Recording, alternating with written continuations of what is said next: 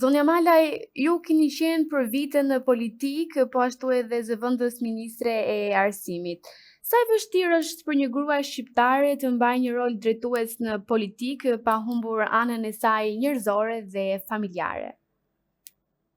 Mendoj që nuk ka shkallë vështirësie, ka shkallë botë kuptimi. Varet se si e vlerëson veten dhe varet se si ngjit shkallët për të marrë edhe pozicionet politike, po për të marrë edhe pozicionet shtetërore. Kjo ka të bëjë me formimin e njeriut, ka të bëjë me mënyrën se si edukohet, ka të bëjë që në fëmijëri me çfarë peshe specifike ka mbajtur dhe ka të bëjë me mënyrën se si i qasesh problemit apo si u qasesh njerëzve. Nëse ti mendon që njerëzit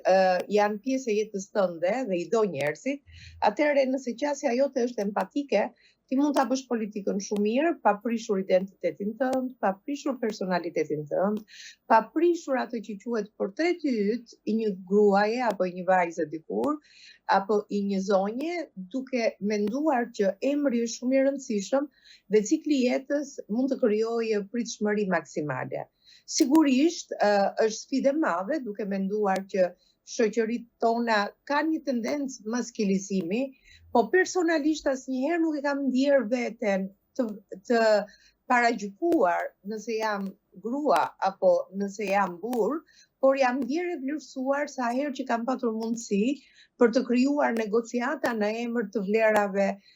intelektuale, njerëzore, apo për të krijuar partneritete në momente të kauzave shumë të rëndësishme që lidhen me vajzat, që lidhen me djemt, që lidhen me shoqërinë, që lidhen me edukimin. Ndoshta ndryshe nga të tjerët, kam menduar që politikën të mos ta bëja si politikë të ftohtë, por ta bëja nëpërmjet politikën duke trajtuar politika sociale. Dhe besoj që kjo është edhe arma më e mirë për të realizuar pritshmëritë.